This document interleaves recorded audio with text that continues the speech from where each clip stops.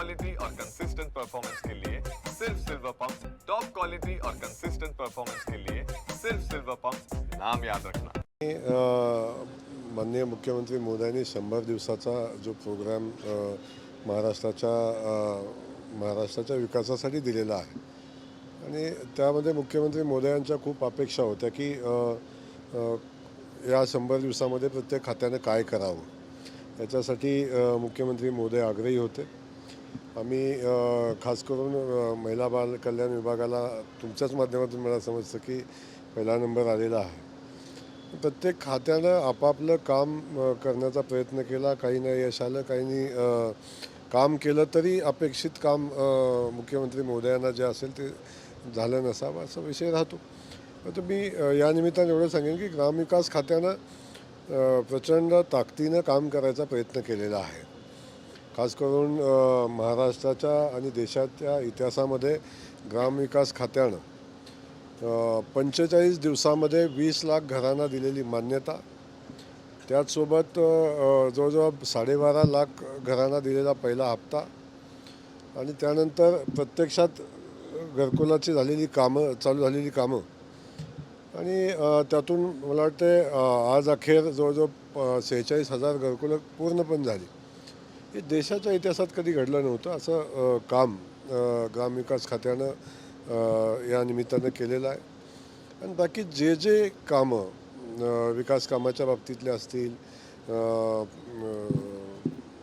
चांगली प्रशासकीय सेवा मिळण्याच्या संदर्भातले असतील, जनतेला प्रशासकीय कार्यालयामध्ये गेल्यानंतर ज्या सुविधा अपेक्षित आहे, जनतेचं काम अपेक्षित आहे, या अनुषंगानं मुख्यमंत्री मोदयांनी ज्या अपेक्षा ठेवलेल्या होत्या त्या सगळ्या अपेक्षा पूर्तीच्या दृष्टीनं आम्ही काम करायचा प्रयत्न केला।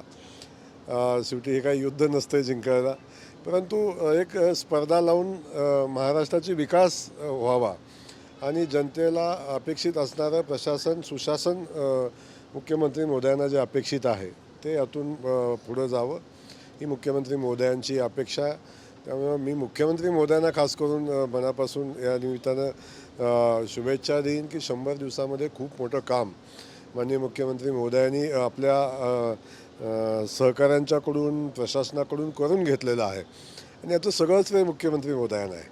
शेवटी हा प्रोग्राम देणं सोपं असतं, हा प्रोग्राम प्रत्यक्षात अंमलबजावणी करून प्रत्यक्षात आणणं आणि त्या दृष्टीने त्याचं गुणांकन करून मूल्यमापन करून लोकांच्या समोर ठेवणं आणि प्रत्येकाला पुन्हा नवीन आव्हानाला नवीन कामकाजाला सामोरं जाण्यासाठी प्रेरणा देणं हे या निमित्तानं असतं। मी ग्रामविकास खात्याच्या सगळ्या माझ्या सहकारी राज्यमंत्री असतील, सचिव महोदय असतील, आमचे सगळे COs असतील, आमचे सगळे BDOs असतील, आमचे सगळी ग्रामसेवकापासून असणारी सगळी यंत्रणा आहे, त्या यंत्रणेचं मी मनापासून या ठिकाणी कौतुक करेन, त्यांचं अभिनंदनही करेन। कारण या सगळ्यांच्या प्रयत्नाशिवाय हे घडलं नसतं। पण मी पुन्हा एकदा सांगतो की हा महाराष्ट्र पुढे घेऊन जाण्यासाठी मुख्यमंत्री मोदयांनी केलेला जो संकल्प आहे तो सगळ्यात महत्त्वाचा आहे आणि खऱ्या अर्थानं हे जे 100 दिवसात महाराष्ट्रामध्ये जे अभिनव असं काम झालेलं आहे त्यासाठी मुख्यमंत्री मोदयांचं अभिनंदन केलं पाहिजे।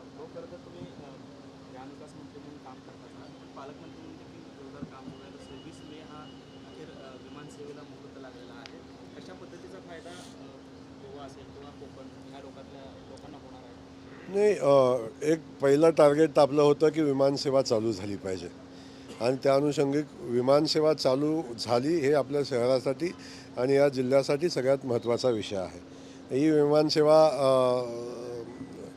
गोवा सोलापूर चालू झाली, पण आमचा सगळ्यात आग्रहाचा आमचा जो विषय आहे तो मुंबई सोलापूर विमानसेवा चालू झाली पाहिजे। त्या अनुषंगानं आपण प्रयत्न करतो आहे, ती विमानसेवा लवकर चालू होईल असं कोकणातल्या लोकांना आणि या परिसरातल्या लोकांना आता जी चालू होणारी गोव्याची विमानसेवा आहे त्याचाही खूप ग्रासरूटला फायदा होईल आणि दर्शनाला येणाऱ्या लोकांची संख्या असेल, पर्यटनाला जाणाऱ्या लोकांची खूप मोठी संख्या असेल जिल्ह्यातली, यांना ते सुसह्य होईल आणि सोपं जाईल आणि त्याचा विमानसेवेचा सोलापूरवासियांना आनंदही घेता येईल।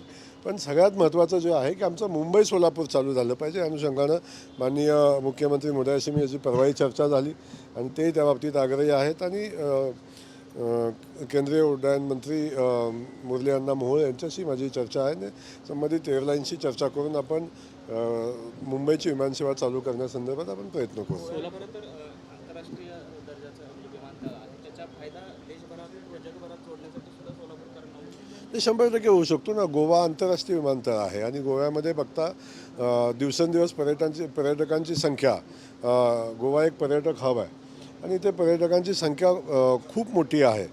जगाच्या प्रत्येक कानाकोपऱ्यातनं पर्यटक तिथे येत असतो आणि त्या ठिकाणी जगाच्या कानाकोपऱ्यातनं विमानसेवा चालू आहे. त्यामुळं त्या विमानसेवेशी जोडण्याचं काम म्हणजे सोलापूरमधनं बसलेला माणूस गोव्यात पोचला की गोव्यातून कुठल्याही देशामध्ये जाऊ शकतो. त्यामुळं एक मोठी व्यवस्था या निमित्तानं उभी राहिलेली आहे. हो, खरं तर सोलापूरकरांच्या आता अपेक्षा देखील वाढलेल्या आहेत. सोलापूर तिरुपतीची देखील मागणी होते, मोठ्या प्रमाणात भाविक हे ये जा करत आहेत. नाही, नक्की कोल्हापूर तिरुपतीला जी विमानसेवा चालू झाली त्याला खूप मोठा प्रतिसाद मिळालेला आणि ती विमानसेवा मला वाटतं यशस्वी झालेली आहे. आता तशाच पद्धतीनं सोलापुरातनंच तिरुपतीसाठी विमानसेवा चालू झाली तर ती यशस्वी होईल आणि सोलापूरकरांची इच्छा आहे त्या अनुषंगानं आपण तसा प्रयत्नही आपण या निमित्तानं तसा करू.